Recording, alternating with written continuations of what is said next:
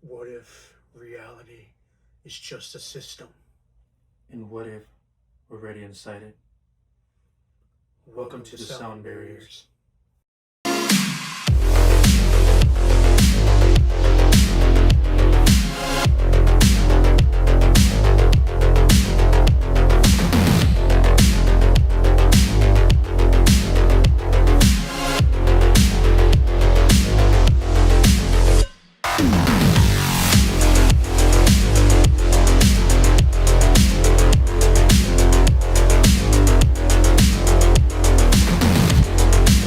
Hello, everybody. Welcome to the Sound Barriers. It's your host, Brian Ramos, your co-host, Joseph Torres. We got a new episode, a very special episode that we're going to discuss about mental health and personal questions. So we've been discussing it over the week, me and my friend and I, about, the things we go through. And you know what? We decided to share about these things with y'all.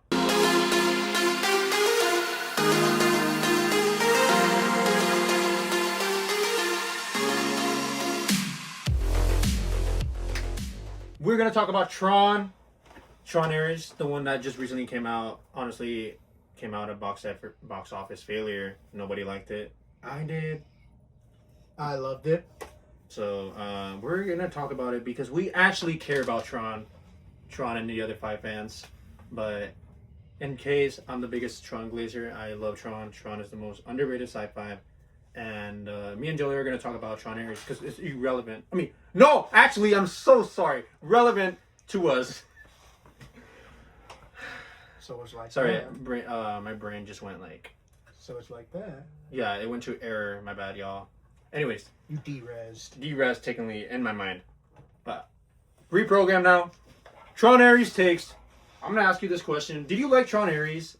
Yes, and why? Like why? I love Tron Ares because, I mean, the last Tron we got was, like, what? Tron Legacy. That was like a long. Yeah. 2010. 2010. So we're talking about like 15 years ago. Fun fact: every Tron was released like. The first Tron came in 1982, so that took about almost 30 years to make a sequel. And then when we got that Tron, And then that it's 15 Tron years. is here to Tron Ares. It's unbelievable. I know. This is why one of the reasons why that Tron doesn't get much love because they take forever on making movies, and then maybe people just like stop caring about it. But then when you release like that trailer, it's like, yo, Tron is back. Yeah, we care, and that's because we grew up loving Tron, And I have this memory before I even get this thing started. When I was little, bro, when we were in kindergarten, I actually gave you one of the action figures for Tron. It was a Rinsler, and I remember when you first got it, you were like, "Ooh, fire!" But later growing up, you fell in love with the character more because now you don't remember much, right? Who doesn't want 2 discs? I know that's tough. That's one of the most underrated sequences. And then, after I saw that movie, The Tron Ares. the Tron Ares, I immediately heard the soundtrack because they were like saying that like a little bit of Daft Punk is gonna be. It got a little vibe in it. Yeah, it had the same beat and the same flow. 9 Inch Nails. Yeah, and then it went to its own remix, and I'm like, yeah. So you appreciated the music. I loved it. You loved the soundtrack. I loved the soundtrack, and just the way it started off, like, new program. Let's see how it goes. So you love the intro. Yeah. The intro was sick. That was the intro was sick. It was an intro. It was like start and then boom, and it just started like zooming in, and then it introduced the program Ares, who is the and master then control program. upgrading him to making him the perfect weapon of a system. Yeah, he was basically made for military AI. So that was a different direction for the new film. But yeah, I mean, so you love the movie. There's no. Oh yeah, I love the movie. Do you have any negatives about the film? That's really important. And the only negative was that I walked in there thinking that Jared Leto was gonna sell the whole movie, and that's where I was like, Jared, you better not mess up this shit, bro. Mm-hmm. You did not have faith in him. I did not have any faith whatsoever. Saw the whole movie. I was like, you know what, Jared? You got a little redemption arc coming soon. Yeah, I was actually surprised. Oh yes. I was surprised, man. I came into the movie thinking of like, I don't want to think about Jared Leto. You know, I don't want to think about that he's gonna mess up because he's known for messing up other films. And I'm not trying to be really harsh. It's just the number says otherwise, and the movies are not really that great. That the ones that he done. And honestly, man, he played a really great he played well as an AI robot. I think he did a fantastic job. He showed no emotions, and that's how. Even though the movies that he did kind of show emotions in the end because he cared about Eve Kim, one of the president of the NCOM, who was like trying to bring trying to find Flynn. That was pretty much the purpose, and how to like digital laser to have it of a life bring something from the digital world into a life form longer than 30 minutes, and that's what was really interesting in the film. Yeah, the movie had a lot of great ideas, in my perspective. I think it's when you love Tron so much, and then you grow that love from Tron Legacy. It completely riff off the continuation. It doesn't follow what happens, the events that much. It separates all the years, but we don't get to hear anybody from the sequel. For example, San Flynn, Cora, like they said where they were, but they didn't specifically say where they're at. Like what they're doing in their life. Yeah, they're a mystery. Like they say they're okay, right? That's fine. But it's just that imagine you being such a big fan and you wait for them. You expect they were gonna come back, but they're not. So yeah, it's honestly felt like a spin-off. A spin-off film. But you know what? What saves the film is that they have an end credit scene, and I'm not going to discuss that yet because first I want to discuss about the positives. But the positives is that I'm glad we got to be a little bit in the grid. I think the flaw of it is especially the old grid. Yeah, the old. Oh damn it! I almost forgot about that. Thanks for reminding me. Yeah, there was like a lot of great sequence of the grid. The new grid is that the Dillinger system is that with Ares and the MCU program and Antenna. I love that scenario. I love that we're doing something different. That's cool. You know what? I appreciate that. I think it's why I appreciate it so much because I haven't seen Tron in a while, and I'm glad to see it back. So thanks to Jared Leto also that he brought the Tron franchise, back to the big screens. Despite if it failed, but you know what? I'm gonna support that movie no matter what, and I'm here to tell y'all that Tron deserves to be back. But anyways, Ares was a great character. He was strong. He was phenomenal. It was really interesting that how he wanted to live forever, and one of the songs that were played is that "Who Wants to Live Forever." That's a great song for me from the Nine Inch Nails movie. 9 Inch Nails that were played in the movie. My fault. But another positive that I have is that at least we got to see Kevin Flynn again as a computer. I think he was a computer, which it was confirmed it was not actually him. Yeah. But I think it was really cool to see him back. I was actually happy. He's really funny. He's still himself. I love the joke about the Depeche Mode where he was talking about like their favorite music. I love that. I love their chemistry. I really hope we see him again in Tron 4. I pray that to happen. What else? What else for the aspects of what I like? I love the chase scene where Ares and Antenna were going after Eve Kim. I thought that was a really cool sequence. The red bikes alone, red's my favorite color, so just seeing red in the whole movie was like phenomenal, right? Oh, this is aura. It's tough. Straight aura. And then that fight scene where it's just those four, with Ares leading that group fighting on a whole army. Oh, when they're in the computer grid? Just seeing that, I'm like, they just soloed everybody, right? Everybody. They're really strong. That's what I'm saying. Like, he could be up there with the top characters of like strength. Moving on, I think it's it's just the movie's great. One negative thing that I have for this film, and it is my only negative, besides of Sam Flynn is not there, and Cora. I don't like how in the trailer they made us believe everybody from the grid is going to be in the real world. You know what I mean? Like, yeah, I thought it was going to be the whole military there. We're seeing the systems on Earth. They made me believe everybody was going to be there. That would have been incredibly awesome to see everybody there. A whole world. Like, you could have the military FBI versus the programs. That would have been a great scenario. That would have made the movie to, for me the movie is 7 out of 10. It would have been like a 9 out of 10. Of course, it would have been 10 out of 10 if the legacy characters were back, but that would have saved the film for myself. But yeah, that's okay. The reason one of the movies that saves itself is just because the ending gave me more purpose to the story. Like, I care now. I care. Like, the movie didn't make me feel like I should care too much, but until the end, they served a great setup for the sequel. Oh yeah. And that's where I'm gonna ask you, why do we need a Tron 4? Why? Yeah, like what can you tell me about that? And especially talking about the end credit scene. With the end credit scene, pretty much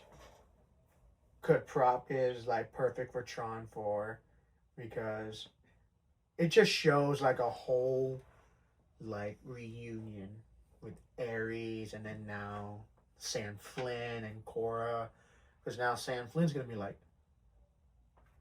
there's an actual living system on our Earth. Because we thought Cora was the only one, but now it's Ares too. It's Ares as well, and it's like Cora might get defensive, be like, what type of system are you? I don't want to run the ones with you. Exactly. It's gonna be really interesting. I really am dying to see that. But I do also want to see, could be a potential possibility to where we could see Rizzler. Tron himself. Dude. Because in that movie, Tron wasn't in it. He, not Ares, the 2010 one, he only got shot down and landed in the system's water. Yeah. He's definitely not dead. Definitely not. I want to say Tron lives. Tron lives, man. I want to say Tron lives. I already know Clue he's dead. Yeah, for sure. Pure dead. No, you know why he might be dead? Tron might be dead. Why do I say that? Because the whole grid, it's eliminated. But oh yeah, because he blew himself. Yeah, but no. But little do you know, Alan Bradley, the one who made a Tron, he could definitely have like a copy of Tron, and maybe like he could a copy and paste. Yeah, program it into the movie, and that's the only way we could have Tron back. Ooh. Since Alan Bradley is still alive, he's the only one who got the code. Ooh. That's my theory. If we could have Tron again. Because a Tron movie wouldn't be a Tron movie without Tron himself. You need Tron, and that's one of the negatives about Tron Ares. How can you have a Tron movie without Tron? You know what I mean? Oh yeah. It's a little weird. It's the name. It's literally a name. Yeah. But I love where you're going. That's basically the similar aspect that I have. Is there anything you want to add on to that? No, that's pretty much what I got. You want to see the dynamic of Sam Flynn and Ares and just that reunion. Yeah. I definitely have the same aspect. On the Tron 4, the potential to have the most absolutely cinematic battle we could have is that Sam Flynn and Cora goes back in the grid and goes against Sark 2.0, man. The grandson of Julian, oh my goodness, Ed Dillinger, which is Julian Dillinger. He is Sark again, and that was the setup of the sequel. Just him screaming his name, dude, gave me chills. I'm like, oh, we're back. Yeah, and I'm gonna be real with you. I haven't felt this joy. You know how Marvel is very famous for end credit scenes. Like, of course. Seeing Thanos was actually like exciting. Over the years, I have not seen an end credit scene that really got me out of the seat and just put my hands on my head and just stayed like this for a whole minute, man. When I saw that, I just stood up and I couldn't believe it. I was close to crying. I was like, my goat is back! Sark is back, bro! Where's my boy Sark? Look at this! You see this right here? The King is back. The MCU, the Commander Sark. He's back, man. This man is gonna take over. The real world. I hope they do perfect. Like a nice suit, an upgraded suit, or do you want the OG suit? You know what? I don't care. Keep this suit or an upgraded suit. I hope it looks nice. I need this. Disney, please, please, Disney. I need this man. I need this man back in the big screen. You're asking a company that's made a couple flops. Yeah, I promise you, when you bring your characters, if you do the story right, bring Sam Flynn, Cora, everybody's gonna care about it. Mark my words. That's why a lot of people didn't go see it, because Sam Flynn is not in the movie. People don't want to see Jared Leto. You know people don't like Jared Leto, and that's why the movie flopped. Jared Leto. But as long, Jared Leto is fine. I forgive him. He saved my franchise. Basically, okay, in a way, he still failed, but he brought it to relevant. He brought it to be relevant again, and that's true, right? Gotta get props to the guy. Gotta get props to the guy. And he's a Tron fan, just like us. So, in case this Tron 4 coming, well, we don't know, but I dream, and I want to see a Tron 4 before I die. I need Tron 4. Like, I cannot die without a Tron 4. I need a battle of Tron versus Sark again. I need it, bro. Tron's gonna come back. Tron's gonna come back, bro. Bro, I need it, bro. I'm actually gonna, like, geek out, because, oh my god, imagine that. That would be a perfect trilogy, bro. Up there with Star Wars, up there with Iron Man, up there with Lord of the Rings, Back to the Future. That's my crazy take, bro. Tron is such a franchise that, it deserves more love. It deserves flowers. It deserves everything. It's not for everyone, and that's why people don't like it. It's very niche. Only cool people like it. Okay, now I'm being delusional. But, okay, anyway, but, yeah, we really need a Tron 4. Tron lives, all right? Tron lives. For the users. Yeah. Programs, please keep streaming Tron. Aries, keep talking about Tron. Please, all of you users, programs, all of you guys, we need Tron 4. Okay? Hashtag we need Tron 4. I want you to guys spread that message to everyone in the world. I need this franchise to be back in the stage, in theaters. Just anything for that franchise. It deserves more love. And shout out to everyone from the Tron universe. Anyone who's been part of the project. Anybody that loves that movie. I'm a big fan. As much as you guys are, the ones that care. But yeah, moving on. This is why we need Tron 4, because it could be one of the greatest films. Anyways, moving on. What are your top 3 Tron characters? Rizzler. So, aka the Tron. And Rizzler's number 1, obviously. That man was cold as fuck.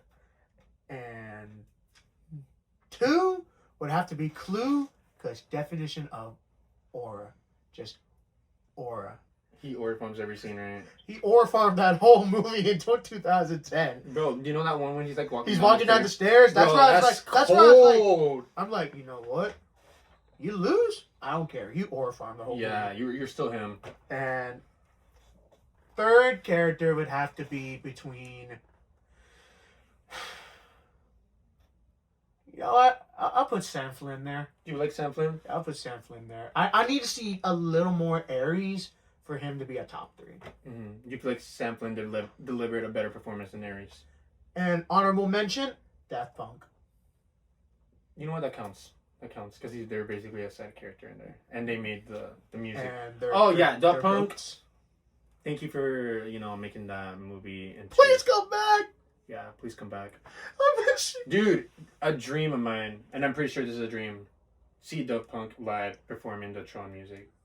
I mean, that would be anything. If Tron 4 is going to be the last Tron 4, imagine and they come back for a reunion, and we see characters reunion in the movie, and Daft Dude, Punk that's you're making me like, okay, I cannot say this in the camera, but you guys know what I want to say. But anyways, absolute cinema. Yeah, absolute cinema.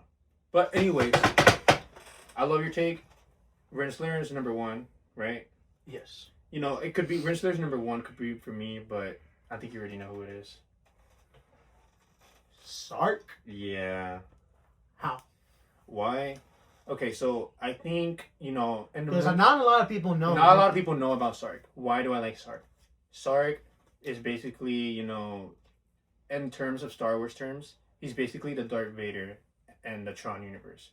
Why? Because his master is the MCU, which is the AI master control program. He tells him orders, and Sark just follows it. And he's very such a sadistic, menacing villain all he wants is torture. All he wants to do is like beat everyone in the games. And Scorched Earth. Yeah, he's just really cool, man. And then not only that, like I just love how he's so evil and villain in the film that all he wants is just, everything goes his way sometimes. Sometimes it doesn't go his way, but he still finds a way to like proceed to destroy everyone. Until Tron is the only one who defeats him. Tron is the go, of course. But I love Sark. He's much more a cooler character to me. And his design, people say it's goofy. To me, I think it's badass. I love his arm. I love his outfit. I love how his helmet looks like a samurai. Mm-hmm. As you've seen it, it kind of gives the same vibe as Darth Vader. So I have that little love for him. Because he just looks really cool, man. He just orc farms for me in the whole film. And I'm pretty sure I'm one of the only few Sark fans. So comment down below if you like Sark as a character. So I am dying to see him back in the new film for Tron 4. Hopefully if we ever get that film. I do not want to wait 20 years or 30 years of my life. I don't want to die either before that. So I really want to see You're gonna be Unk when the Yeah, I'm definitely going to be Unk, unfortunately. But, damn well that old man is going to be crying in that screen if he sees Sark again. Because that's literally one of my favorite characters. So Sark's number one. Yeah, Sark. Who are the other two? Who are the other two? I got Tron, aka the Rinsler. Of course, I don't really gotta say much. He's really cool. I think a lot of people love him because he's Tron himself. He's a loyal warrior who does anything for his user. So he just really does his job. He really does his thing. He is one of the best in the grid. He destroys everybody in the battle. Every game death. Oh, there's another thing I want to mention. In Tron Ares, there's no deaths. Like there's no competition. If you realize that, right? Mm-hmm. Tron Legacy has like the life cycle battle and then the disc battle and Tron Ares. What do they have? Nothing. You realize that? That's another negative about that. Yeah, it's crazy. There's no. I never looked at it that way. Yeah. So that's one of the negatives about that film. Anyways, moving on. So yeah, Tron is just him. He's just a tough character for me. And then number 3, this is a hard one. I love Ram. I'm just going to give him an honorable mention. He's a great side character. He's just really funny. I think he just carries pretty much of the film. He gets like the little more joy and the comedy in the first movie. So yeah, Ram is just my guy. I love that character. He's like, I have a soft spot for him. So when he died, I was really sad. But no, I think number 3 is Sam Flynn. Pretty much. He's just such a cool character. He got me obsessed with motorcycles. The cootie, bro. And yeah, he just has so many orc farm scenes, bro. Like he's just him, bro. And that's why I'm like dying to see another arc of him. Just knowing him, like he knows his stuff already. So just knowing him that he has. I played these games before. Yeah, basically, he's gonna have that little player for 57. I think that's his number, but 56, my bad. But yeah, he's gonna pull that and just gonna destroy everybody, bro. I want to see that. I really want to see that, and him especially versus Sark. That's a battle I would love to see. Or him versus Tron, whatever. But yeah, those are my top 3. Or what they could do, they program Tron into Sam. Yeah. Like how they program Ares to be that ultimate life form. Yeah. They could do that maybe. They could do that. Yeah. Good take. I think that's pretty much it. I think I want to ask you one crazy question about Tron. So if you remember about the movie Tron 1982, you know how there was AI? Oh yeah, I remember that, yeah. So let's say, do you think they predicted pretty well, like it aged well to now the world how we're living right now? Do you think like did it hit to the accuracy how the master control program is pretty much right in everything he does and smarter than humans? So Do you basically, think okay? you're That's saying the that take from the movie. But do you think AI are smarter than humans? That's basically what I'm asking. And do you think they're really strong right now, as just like how the way it was portrayed in the movie in 1982? Well, I'm not gonna say they're not like a strong specimen, because like how we have our own thoughts and emotions, the AI has this emotion, which is it wants everything to be perfect. Yeah. That's an emotion. You're saying this as in the movie, or you're saying as in real life? Both. Both. Like in Okay. like it correlates almost. Okay.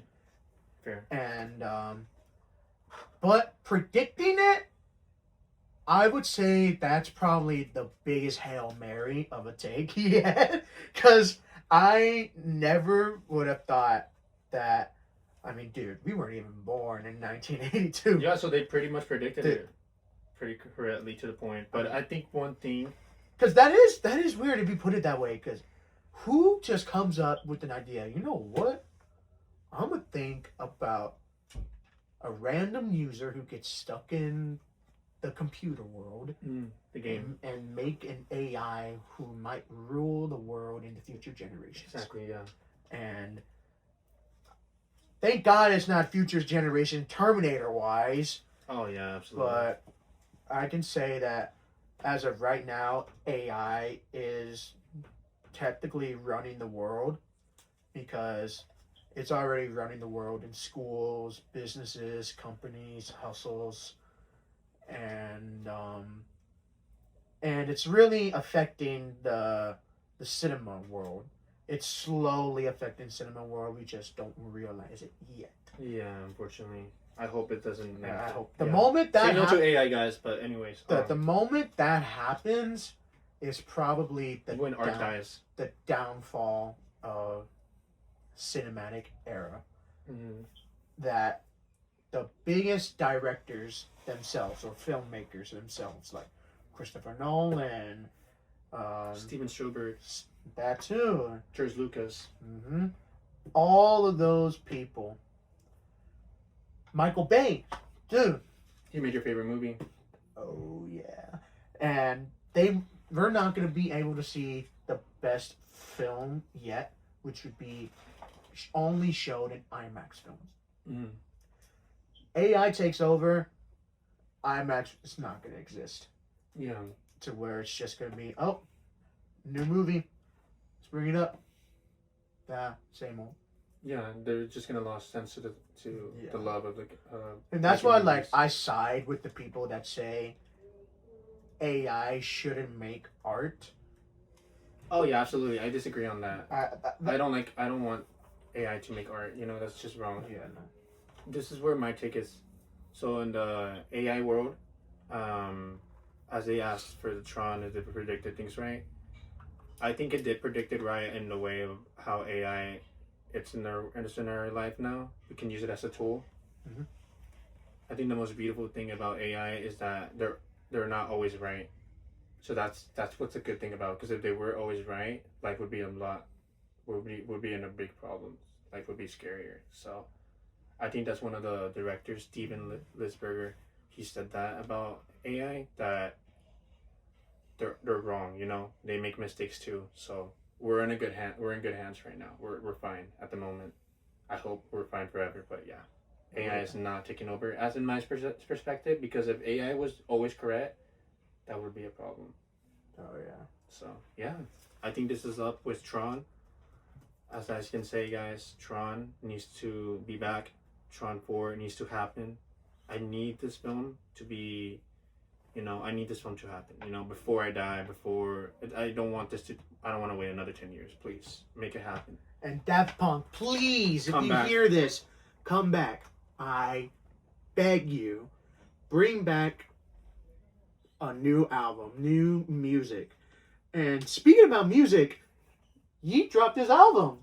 Hell yeah! You got into that album? Did you tune into it? I was ready, but if anything else, I was ready, waiting for Kanye or Yee's album. But of course, classic Kanye. He always forgets. Never. He did drop the album, but then he just dropped it really late. He decided, I'm gonna stream it on YouTube. Yeah.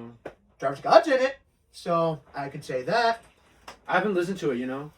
Did you get a little bit of listen to that? I didn't watch it. Oh, okay. I didn't watch the YouTube. No, I don't. I just listened to Yeet, and it was good. It was a very, very good album. It was a good album. I think me as a fan, it was the most different album of all of them. He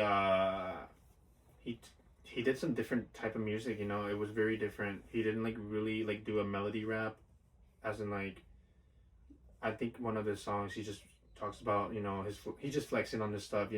This one he just goes on a different direction, and I don't know. For some reason, there was like a little bit of love in it. I believe. Oh yeah, Yeah. There was 100%. Yeah, and that was a very different route. I I don't give this album as the best album. I think this is one of his like least, not the least, but I think this is one of like I'm not saying it's bad, but it's one of the it's like bottom of my list because 2093 is his best project. I love that one so much, but I give that album a 7 out of 10, and the best song for me is Two Planes. Two Planes. That song was tough, bro. So you give it a 10 out of 10.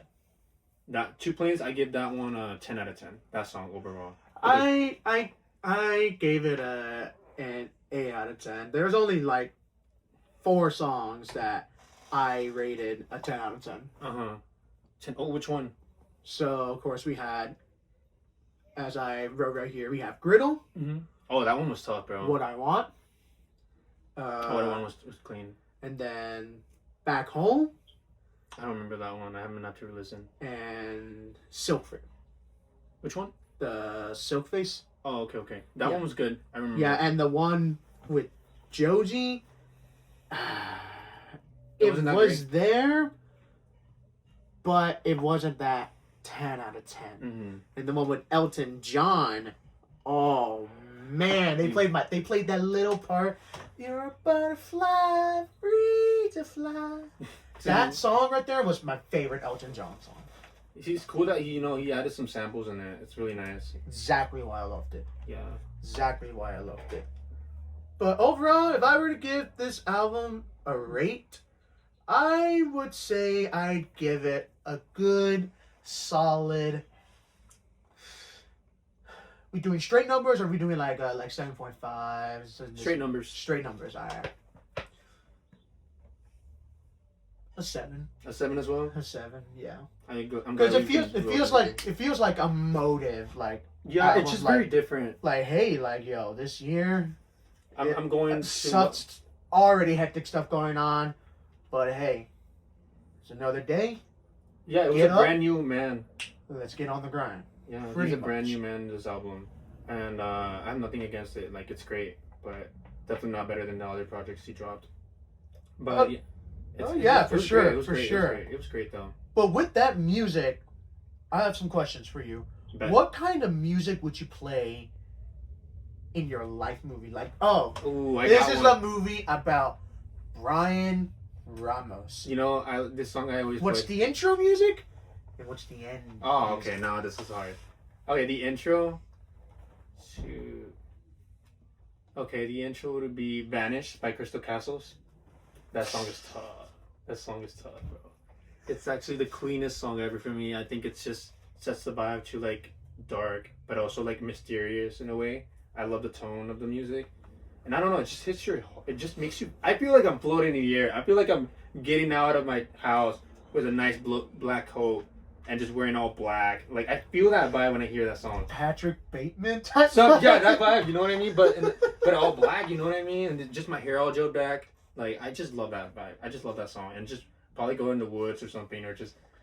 And that would lead on to what your end credit song would be? That's the thing, I don't know. I haven't thought of that. But Vanish would be definitely the intro. I guess the ending.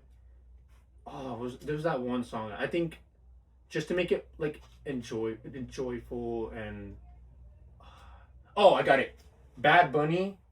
One song. Antes que se acabe. Ooh. Why? Because there's a lyric that says un día bien, a otro mal. A veces hay que sonreír. Hay que llorar. So like it's saying like one day is good, one day is bad. You can just smile, but you can also cry. So like it's just no matter what, it's just funny. He just delivers with a phenomenal line. So like he just enjoys life. Like I'm just gonna enjoy my life until everything ends, and that's how you should live your life. Live your life to the fullest, and that would be my song. Antes que se acabe. That's my song, bro. Now I'm really curious. How would you have these in your life? Like, what kind of music would you want? I never really thought about it because I listen to a majority of most songs. But you haven't thought like, oh, this would be my intro. Yeah. Like, No, I'm gonna be real with you. I haven't not thought of it, but it just went straight in my brain. You actually think I've probably thought of it before in my life? No. no. Like me, You I haven't thought of it at all. have not thought about it at all. You can't think right now. No. The only song I'm thinking about is Fireball by Pitbull. In the intro, As my end credit. end credit. As like an end credit, just Okay. the And did you just get with your shades? Like that part right there would be like, hey, I'm lit. like my life was rough, but I always ended with the party. Hell yeah. Hey, that's nice. I like that. I like that answer. So you don't gotta intro it. You can't. But intro, I honestly don't know what a good intro would be because I don't know how I would start off my life movie. Mm-hmm. I would probably start it off it being hype, or I would start it off when I was in my lowest. Yeah. And so that one's one I gotta like put it in my pen book. Be like, what would my intro be? What would my intro be? Pretty much. Okay. But yeah, I don't know. That's okay. We'll figure that out soon. Oh yeah, later on. Anyway, I think this is a very good question that I have for you. So Since you go to the gym a lot, best gym song versus late night talking song. best gym song. I'm so sorry. I didn't mean to say late night talking. Late night thinking. Late night thinking. That's the word. Okay. But there are also like some late night talking songs. Yeah, Like, yeah, you for just sure, put it for in sure. the background. You could just talk whatever. Yeah, you yeah, know? for sure. But best gym song, it would have to be like anything that has like a remix of hood trap or like You know what? I or would do funk. that. I would do that. straight good funk, but not the funk that's going on right now. I'm talking about COVID year funk. What about the 2000s, 2010s? No, You No. want those? I just hearing the bass in your ears, and it's like, you got one more rep, you gotta do it, lift it up, and then you just hear the beat just rising. Boom, boom. Then you hear like the vibration, and it's just vibrating your whole body, giving you that adrenaline boost. And then late night thinking songs would have to be Bad Bunny's album The new one? Un Verano Sin Ti. Verano Sin Ti is your favorite. Yeah. That's Favorite number one album. Actually, like in general, or just like Bad Bunny of his? Number one album. Bad Bunny, or just for you, like in general, for all music? For All music? you know what? There's not really an album out there that I can really put next to Bad Bunny's Un Verano Sin Ti. So I would say, in general, yeah. Wow. Favorite album, number one album. Loved it. Just good vibes. Just good vibes. To where you could just sit down and enjoy the sunset. Yeah, pretty much. It's a good album to go on the beach and just enjoy the vibe. Yep. Dude, I agree. That's a good song. That's a good album. Very good album. And That's that kind of correlates to like this third question that I have right here. I could say a lot about like how Bad Bunny did change my life, but what artist changed your life? In middle school, I grew up listening to Juice WRLD and XXXTentacion. Rest in I'm peace. not a depressed guy. Okay, guys. Before you guys start, Just just before you guys doing the judge and the assumptions and whatever you guys, I enjoy the music. I enjoy the vibes, but them as a person, they were really great people. I mean, X had some controversial things in his past, but X was very more like an influencer in a way. He likes to like record himself talking about his point of view in life, and X gave me a lot of like wisdom as enjoy life, about do not care what other people think, you love the one you have, and yeah, just live your life to the fullest. And Juice WRLD was like more like a chill dude who just like, you know what, screw what everybody thinks, I'm just gonna be me. And I don't know, Juice WRLD had a really way to show that. And yeah, those guys were my guys in middle school. Growing up now in high school, I'm a big fan of Ian Dior. Ian Dior is my guy. I got to meet him last year, so it was like a full cycle, listening to him in high school. I listened to him in COVID year in 2020, right? And I was just on my computer, I was doing my homework, and all of a sudden I was like, you know what? I'm gonna find some music I need some new music. You know, I already listened to Juice and X, so I was like, why don't I just find another artist? And then I searched up Trippie Redd, right? Because he was one of the other guys I listened to, and he was featured with Ian Dior, and the song was called "Gone Girl." That song is so peak. When I heard Ian Dior's verse, bro, I was like, who is this guy? I was just hooked in. I was a fan of his voice, his flow, and from there I just started listening to all his disco. I started listening to all his projects, right? And from there I just became a fan. He has a way of showing like his past, how he like overcome it, move forward, to never like let his guard down. Like he always showed like, I don't care, you know, I'm him, you know. He had that mentality in some of his music, and he just put me through a lot of things, you know. I relate to the songs. I vibe to it. It gets me happy, and I enjoy live. You know, Ian Dior really showed those emotions in those songs. But I'm just like literally representing one of the songs. And Ian Dior also. I also want to share something about that I met Ian Dior. I actually got his autograph. Sorry, I cannot stop talking about this. Oh shit, real? Yeah, bro. Look, and then I also got this. He signed also this and the shoe. So tough, man. Like I feel like I completed my life by meeting my favorite artist, and music has been part of my life. He really is there. He's really there been for me, and yeah, music is something that will always follow you. It's 100%. always going to be there for you, and I'm really grateful. Ian Dior really changed my life with his songs, and it saved me in a way because I was in a dark place, and his music really saved me, man. It's just great. I just love music. I love Ian Dior. Shout out to him. Thank you for being so nice to me, and I really hope you announce a tour again because that show was freaking awesome. Hey, you might have to take me, but you might have to put me on. Yeah, bro, I'm gonna have to put you on, bro. I'll put you on, bro. Like, trust me, he's the goal. He's underrated. I think people need to appreciate him more. So you guys, since I'm talking about Ian Dior, please check him out, man, and give me your honest thoughts about Ian Dior. He's really, for me, he's him. He's the best. So yeah, that's pretty much it. Bad Bunny changed your life, right? An artist that changed my life, like from when I was down, when I was high, when I was chill. I would say, you know, it wasn't Bad Bunny. It was actually two people at once. Two people at once. J Balvin and Bad Bunny. So Bad Bunny, J Balvin at once. Yep. When they Oh, released is that it the album, Oasis album? Yeah, Oasis. When they came out with Oasis In 2019, yeah. Bro.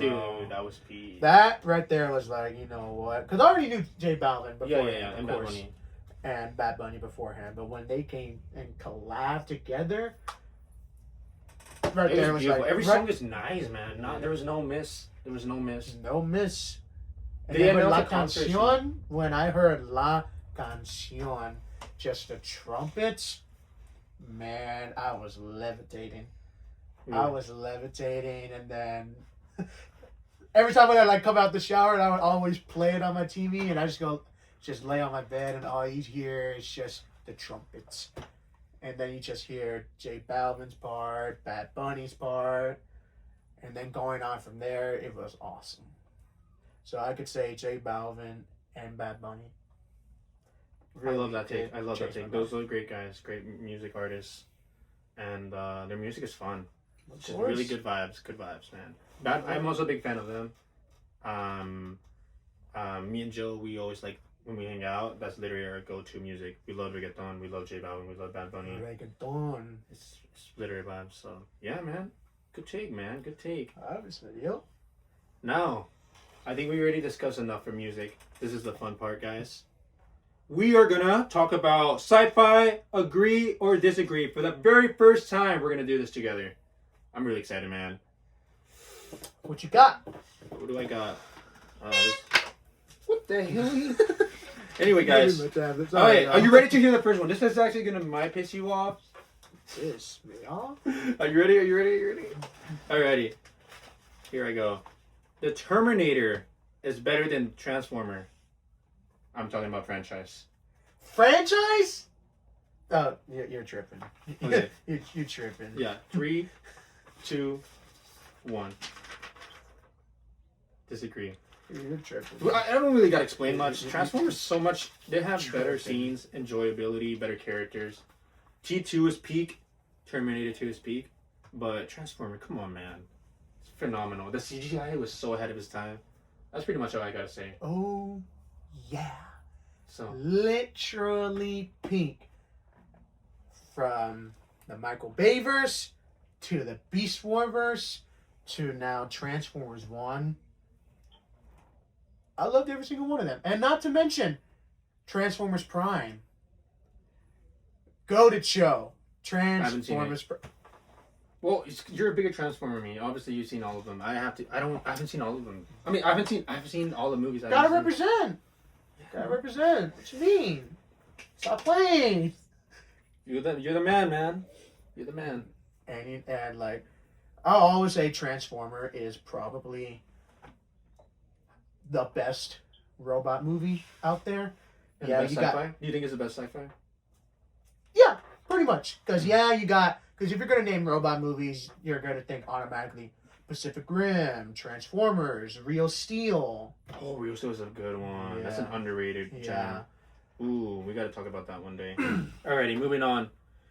Do you think, now that you know the Spider-Man Brand New Day is out, this is a really good one. Do you think Tom Holland is going to be the best Spider-Man between the other two, Andrew Garfield and Tobey Maguire? I don't really have to think about it. In what type of context? Just Spider-Man in general. Just being- when let's just say like Spider-Man and Peter Parker. Just being a Spider-Man. Just being a Spider-Man? No, we're not going to put Peter Parker in it? Well, when I say well Spider-Man, with the Peter Parker that I'm about to see right now, I got my answer, yeah. So I'm talking about both. Both combined. Peter Parker and Spider-Man. So you're Peter Parker and Spider-Man. Yeah. Gonna be the best Spider-Man over Tobey Maguire and over Andrew Garfield, is what you're saying. Yeah. Oh, you ready? Yep. 3, 2, 1. What do you have? Oh, you disagree? Who's your number one Spider-Man? Tobey Maguire, obviously. Oh, actually? Yeah. I'm an Andrew Garfield fan. I think he's a better Spider-Man. But I don't gotta say much. He's just him. He's peak. Tobey Maguire's a great Spider-Man. Don't get me wrong. But you know what? I think Tom Holland could possibly be Tobey Maguire. With this movie coming out, I think Maybe. 100%. Oh, so you actually think he's gonna be your GOAT? Most likely, yeah. Most likely. 100%. You're never gonna defend your GOAT. You're just gonna think Tom I would Holland. just be like, you know what? Sorry, Toby. You're old. New kids in town. Oh my god. Okay, bro. Alrighty, this is a good one. Blade Runner. The movie Blade Runner is better than 90% of modern sci-fi movies. 3, Ryan 2, Gosling. 1. Disagree. Why do I disagree? I think it's because, let's say right now, the movies that we have for sci-fi is Dune. I'd rather much watch Dune than Blade Runner. I love Blade Runner, but Dune is much more interesting and much more compelling. It's just a very interesting story. Especially Paul Atreides is such a cool character. Very complex, very... Wait, whoa. You say, wait. I might change my answer then. Like, you saying Dune is better than Blade Runner? Yeah? Then that's my take. No, but think about it. Okay, it doesn't have to be Dune. You can pick, let's say, Pacific Rim is our modern sci-fi. So you think Blade Runner is better? So... There's there any sci-fi movie that's better than... So you're telling me a Blade Runner that's somewhat very similar to Cyberpunk, and compare that to a movie that talks about a big badass robot beating the ever-living hell out of a kaiju Yeah. monster. Do you think that's better than in Blade Runner? No. Okay, so you disagree still. Yeah. I keep my take. Okay. I keep my take. Okay, fine. Okay, this one is gonna... Oh, okay, I don't like this one, but I'm gonna say it. Star Wars only peaked with the original trilogy. Okay. 3, 2, 1. I did that to What piss the you hell off. do you mean you agree? What do you mean? I disagree. I did that to piss Oh, you bro, off. what? I was about to say, you gotta explain. You got a lot of explaining to do. Bro, oh my god, bro. When you say you agree, bro, that means you despise... Let's see. This is one really, really interesting. I think I'm gonna. Okay. The Avatar franchise is overrated. Disagree or agree? Three, two, one. You agree? Yep, I agree. Cause one, I'm not gonna be biased with y'all. Be like, oh, I love Avatar. Cause the only thing good about it, and it proved it in the Oscars, was visuals. The story is just not really. The story, first Avatar movie was all right. I like the first one. The I didn't first, like the rest I one. think everyone loves the first one. Yeah, I The just second don't- one, Way Up the Water, No, I didn't like was it. just like, oh, we went from the land to water. Mm. And then the third one, we went from water to fire to Yeah. back in the water to where now with Avatar 4 already in the works. I have Yeah, I don't care. I don't care for that. Anyway, I have no clue what to expect. I'm still gonna watch it though, I don't care. but it's overrated. 100%. 100%. Yeah, I think that's pretty much it. You know, I think we should go to the conclusion about these takes for another time. Oh, You know yeah. how I was discussing about mental health matters? Mhm. I think we should discuss about that. You know, how was this moment? You know, we come to the conclusion that we talked about Tron. You know, it's good that we talked about these movies because that Tron franchise means a lot to us. We talked about how music has been in our lives. But you know what? One thing I've been thinking about are challenges. And I think people deserve to know why, like how we overcome this. So, we've been discussing it over the week, me and my friend and I, about, you know, the things we go through. And you know what? We decided to share about these things with y'all. So then, I'm going to ask this question with Joe. I'm going to ask you this. How was your week? It's been a long week. Oh, yeah. This week was kind of rough. So let's get real. Let's get really real. This week was, it was long. School. Yeah. Then with like school almost coming to an end, everything's coming at a rush. Yeah, things are getting way tougher Yeah, now. way tougher. I thought midterms were tough, like for the spring break. No, this is tougher. This is a tsunami of emotions A lot of coming after assignments. us. Yes, Uh, yes. But how was your week though? My week, like, you know, according with the school stuff, you know, right now I'm in the process of like seeing if I get accepted for the next step for my school, seeing if I get accepted to a university. We'll see how that goes. I'm gonna keep that updated with y'all. I'm getting a lot of assignments, man. It's getting rough. I'm almost the end of the semester. I think it's gonna end around May, so I have to like lock in and prioritize all the work and right now I'm looking for a job. So, you know, it's just the balance that you and I have that we have to keep this together, but we're doing our best to make this podcast because, you know, it's our passion. We want to share things with y'all and we're doing our best. So, yeah, I think my week has been good. You know, thankfully I'm okay. You know, my family's okay, my girl's okay, you're okay. Yes. You know, we are okay. You know, at least we got each other, you know, like, so if anyone is y'all watching, I'm glad you're watching this because, like, we want to keep continuing this community together. And, yeah, we're really grateful. We have a lot of exciting topics to talk about this. But for now, I want you guys to know who we are and how we overcome these hard situations in our life.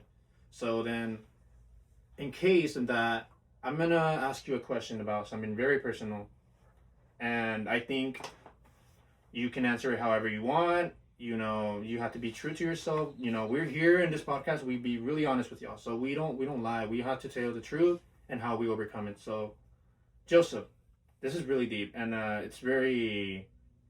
it can be very inspirational. What I'm gonna ask you, it could touch your heart in a way.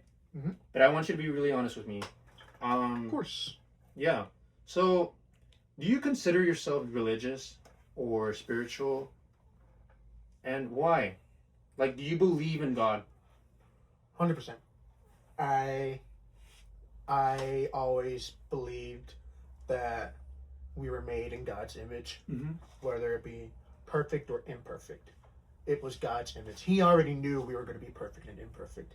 And growing up, I did get baptized at a young age, and I did attend a private middle school that we did attend, Mm-hmm. and I did attend a private high school, and I graduated both schools, and I did get my first communion, and I always believe in God. Like, as you see, like I'm wearing a Saint Michael's pendant. It's beautiful. Archangel Saint Michael's protect us. Mm-hmm. He's always my favorite, and I always pray most of the time, especially now since we're getting closer to the end of school. I try not to fail to where I always just like hey, I just talk to him like a normal conversation with God, and I try to read more of my Bible because for some reason it's just like not in the back of my head like, oh, you gotta read it, but I do find myself very, very religious, and I don't really try to like put it on people like, hey, if you don't believe God, screw you. No, God loves you no matter what, and if you believe in another God, God's still gonna love you. Mm-hmm. And like that's what I really try to tell people, like, hey, you believe in whatever you believe in, I love you, God loves you. Just know that Jesus did die for your sins, and He knows what you did. That's why He died for them, because He loves you. And no matter what, you're always loved. No matter what religion you believe in, no matter what mindset you have going on, you are always loved. So yes, you can say I really consider myself very, very religious. What about you? You know, that's a very good answer. Before I start saying my answer, I love how you say Jesus' love is stronger than anything. No matter if you don't believe in him, he's always gonna love you. And then, you know, this is a statement that I want to tell you. Like, it's never too late to turn to God. God is always waiting for you to talk with him. So if you're at the moment where you lose hope or lose faith in the Lord, you know, just try to believe, keep your faith strong, and he's always there for you. He really make miracles happen in your life. Once you really believe, it's all about patience, and that's what love is as well. Love is patience. So as you can tell, I believe in God. Yes, he is the creator. He is my father. He is the one I obey and listen to. Even though I fail at times, you know, I do a lot. I am imperfect. I'm human. I mess up a lot, but you know, I try my best, and you know, at least God sees that way, and I'm pretty sure God will love us no matter what. It's a beautiful thing, you know, that we could feel in this in this world, you know, in this platform, in this entire existence of life. You know, we're here to do good things. We're here to love each other, one another, to respect. And right now, you know, I have moments where I like struggle, and you know, I think it's because, you know, when you have so many things going on, you tend to forget that you have God. And right now, I'm in that phase where I forget about Him. But once you remember things, life is so much easier when you believe in Him. Life is so much precious when you talk to Him and when you love Him and when you acknowledge Him. You know. And yeah, that's kind of the relationship that I have with Him. So right now, I'm doing my best to stay religious, because I lose it sometimes. Because I'm being honest, like I can't say like I'm 100% religious. Like I try my best. But yeah, God is my king. He's my hero. He's everything, you know. That's how I see God, and you have to respect him. And I live my life to the fullest because of him. So, yeah. So yeah, basically, when I come in from a family who are Catholics, born and raised, so it's never been, you know, a choice from them. It's been my choice. So yes, I do believe in God.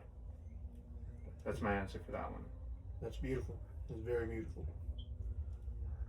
Um, yeah, I think this is a very good analyzations that we had about this.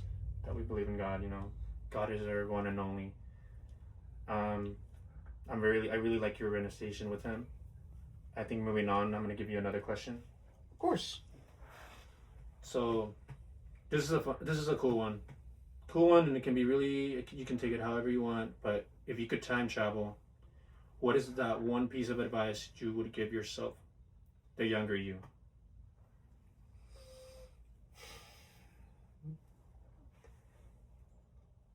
That's a good question. I think that's like a question that like a lot of people have like asked themselves a multitude of times throughout their lifespan. But me growing up with the situations that I have been through, seeing the things I've seen, saying the things that I've said, doing the things that I've done.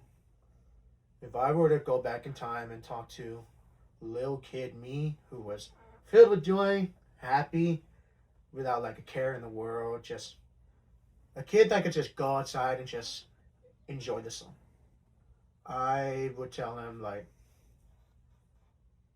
I'm not gonna tell you what's gonna happen in your future. All I'm gonna tell you is you're not alone. Mm. You're loved, and it really is like the best piece of advice that I always tell myself a multitude of times, because growing up I did have a lot of friends, and you are that friend that's been there since day one. But it's been, that little kid never knew that he was going to lose so much in his time span, that all I would tell him is just like, you are loved. You are going to tell yourself many times that you are alone and you got no one, and that you will go down that rabbit hole, that dark rabbit hole that you did dig up for yourself and that people did put you in. But you are strong, and people will look up to you and won't look at you, but that doesn't matter, because all you have is you. Mm. And you have your parents, and you have that small circle of friends that you can call brothers and sisters. And another thing I would tell them is, you will be lonely at some points. Mm. You will be. Everyone's lonely in their lifetime at least once or twice. And I was just telling them, like, no matter how lonely you get, you are never alone. And enjoy time as you go by. Enjoy every step you take. And enjoy every day that you are blessed that you wake up the next day. And that's a God-given precious gift, that you can sleep well and be able to wake up well. That's what I would tell them. That you're not alone. Yeah, that I'm not alone. That you're loved. And that's true, bro. 100%. You are loved, man. Yes. That's a good answer, man. That's a good answer. I love that. A good answer. What about you? What would you tell your kid self? I wouldn't say. You know, that's a very good question. I haven't really thought of it, but I think it's. I think I would tell myself that I am enough. My whole life, I felt like I was never enough. I felt like I never made anyone proud, and I just want to tell my younger self that, you know, you are enough. What you do, you know, it makes sense. It sense a purpose. You are doing the right thing. Your heart always tells you that you want to do the right thing, and that's, I would tell myself that, you know, that whatever you've done in your life, it's not the end of the world. And I felt like it was the end of the world at the time when I was a kid. I felt like I would never make my parents proud. I felt like I failed them a lot. I felt like I always failed my family. And regardless, like, you know, I wish I could have felt like it's fine if you messed up. They're always going to love you because family's always going to be there. And I wish I could have told myself that. I think that's something that I suffered my whole life, that I never knew that I had my family. I never knew that I had people that care about me. So, yeah, it was really challenging to feel like I had the support, because I would keep things to myself. You bottled it up. Yeah, and that was not a good thing, you know. When you start to feel these, you know, these negative thoughts, you have to talk it. You have to speak up. It's the most important thing. Yeah, it's just not only that I never felt enough. I felt like I wasn't good enough to, you know, to people. You know, I felt like people didn't like me because of the way I am, because of, you know, my disability. And the truth is that it's because I didn't love myself. And you can't love someone if you don't love yourself. You can't have somebody to like you if you don't like yourself. It comes with relationships, comes with friends, comes with parents, family, anybody in general. You have to love yourself in order to have that, you know, connection to yourself that you're okay, you're enough. You have to love yourself. So that's something of a challenge that I faced my whole life as well. So I think for anyone who's going through a moment of like you don't feel like you're enough, well, you are enough. You are worth of love. You what you do is it's the effort. As long as you're trying, that's all that matters. So I wish I had someone to tell me that what you're doing, it's enough.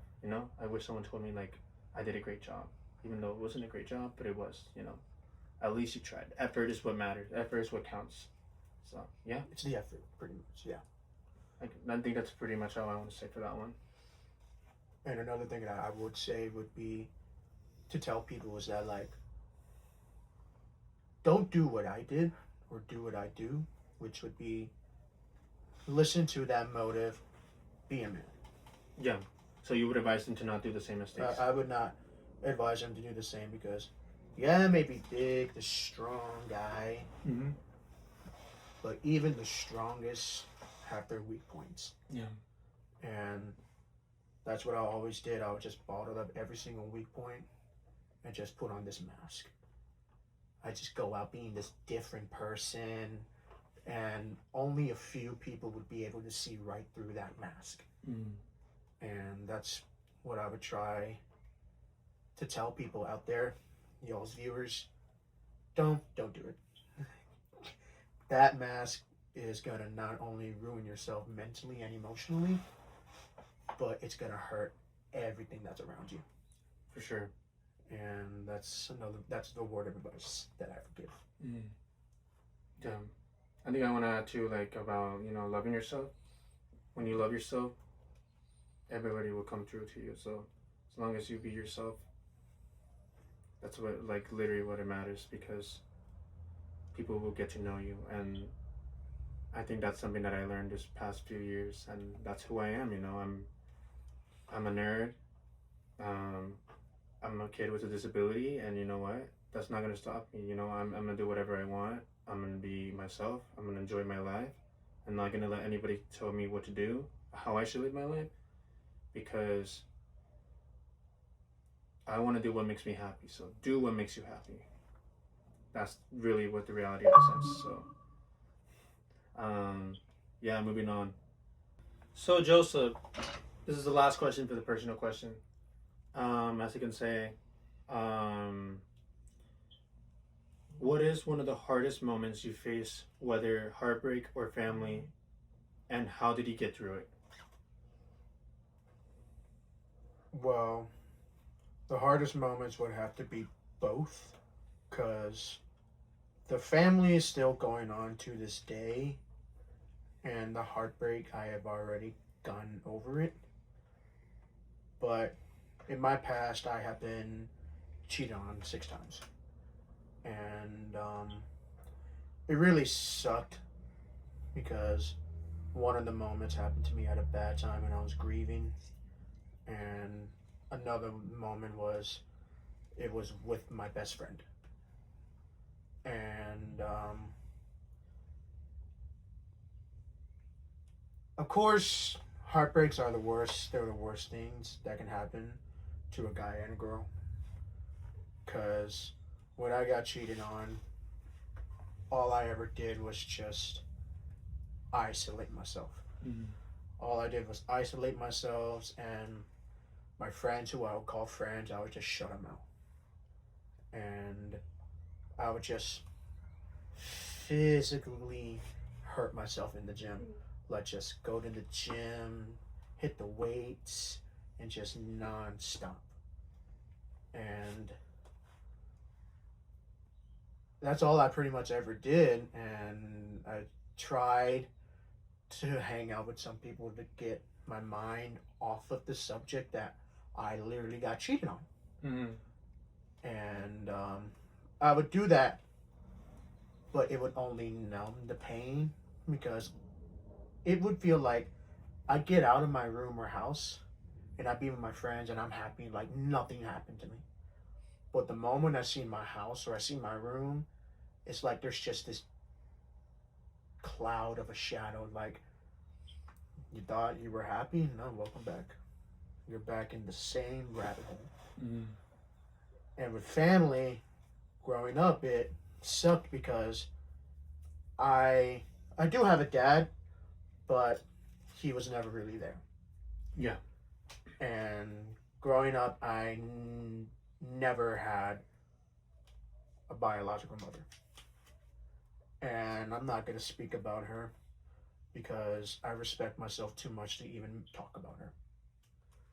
And it sucked because normally and that's another bad thing about why it was a hard moment for me, because growing up, I always got jealous of other people's families. I always got jealous that someone had a dad, someone had a mom, and they had like a brother or sister living underneath the same household. I do have siblings. I have a brother and a sister, but they never reach out. Mm.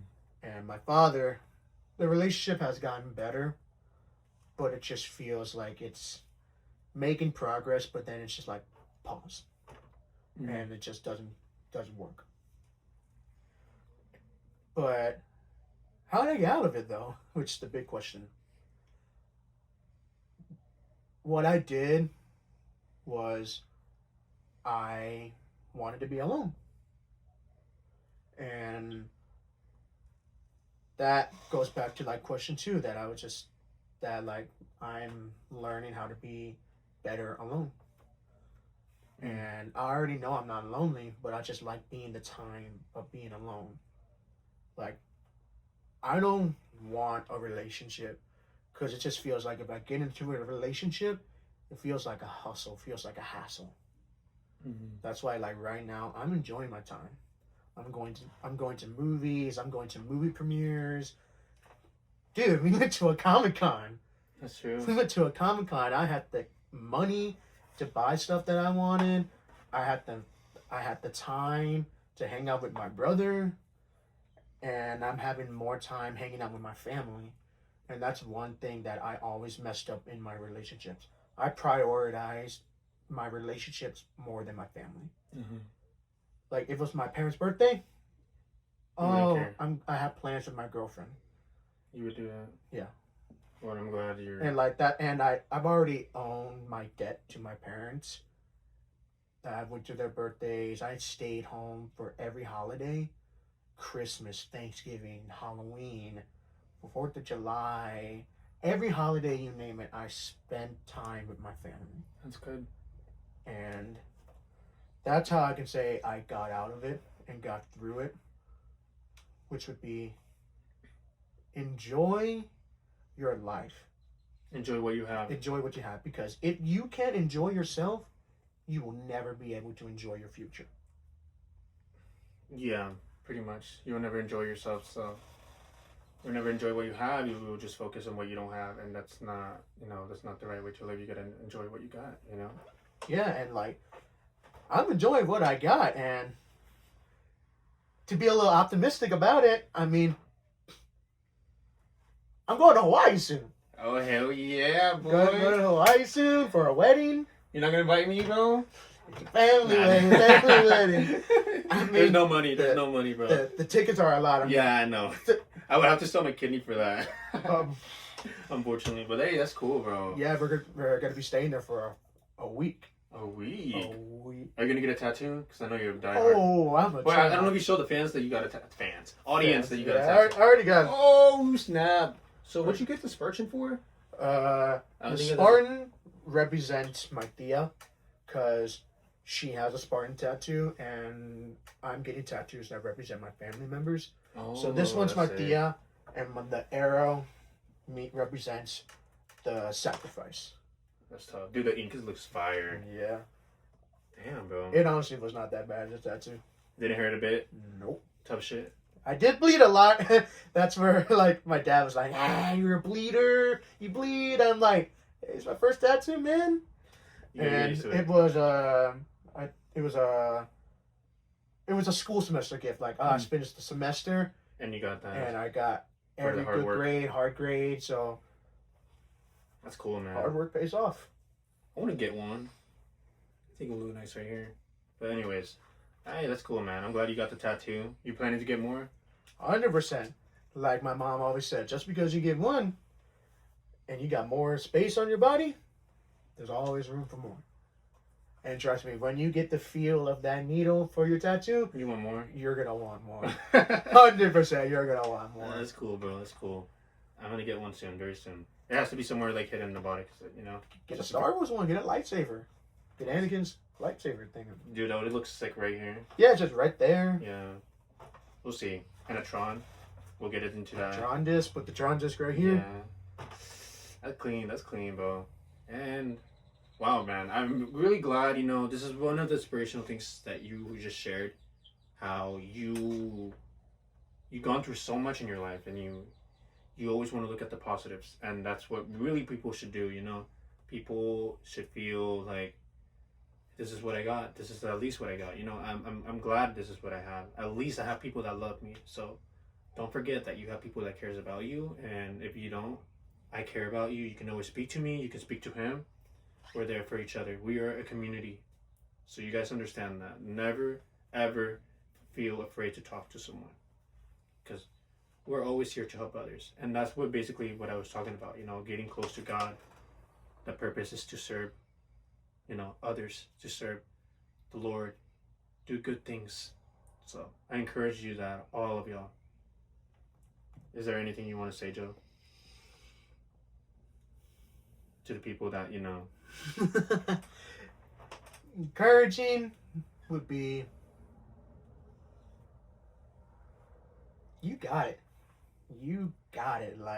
That's pretty much all I said. Pretty much, I agree with everything you said. That you let me speechless. I'm speechless. I can't say anything. Yeah, no, I think this is pretty much the purpose of this episode. It's just enjoy life. I'll say a Pitbull quote. Every day above ground, it's another great day. Remember that. That's what I got. Where do you got that from? Pitbull, bro. When at the show? Because you went to a Pitbull show, right? You went to I went to a Pitbull concert. No, he said that at the show. Fire. It was fire. Mm. It was a Pitbull concert at March Madness. Yeah. Sadly, March Madness won't be here. Yeah, unfortunately. Yeah. Hey man, but this is like an opportunity. Like, see, you gotta enjoy life to the fullest. Pitbull is is a great example of And want to know something? I was going through a heartbreak that time. And you embraced it. You went and there. I was like, hey, Nothing gonna stop me. I'm gonna enjoy my life. I'm gonna go and enjoy myself. I'm gonna go to that concert. And little do I know, I saw Diochi, I saw Jelly Roll, I saw Chris Stapleton, Mm-hmm. I saw Pitbull, and I saw T-Pain, and I saw Lil Jon. That's tough. That's perfect. Wow. Perfect. And that's one thing I will say.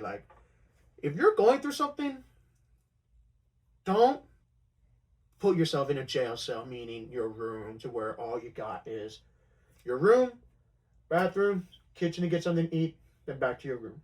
Like in jail. Get out. Enjoy Go for a walk. Trust me, going for a walk is probably the best things ever. Talk to someone who you rarely reach out to.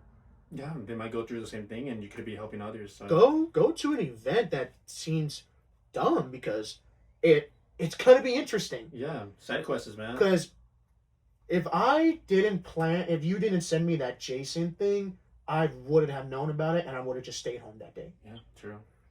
That's us just living the life. So yeah, take the opportunity to just get out and have fun with your friends and family. So never stay inside, and just you can be sad. We're not telling you to be sad. Like, you can't be sad. 100%. Yeah, but just don't stay there forever. Take time to heal. Mourn it. Go through it for a month. Yeah, heal yourself and live the life. You know what I mean? Of course.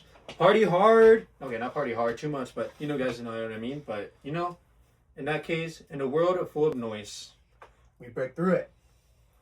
This is the sound barriers.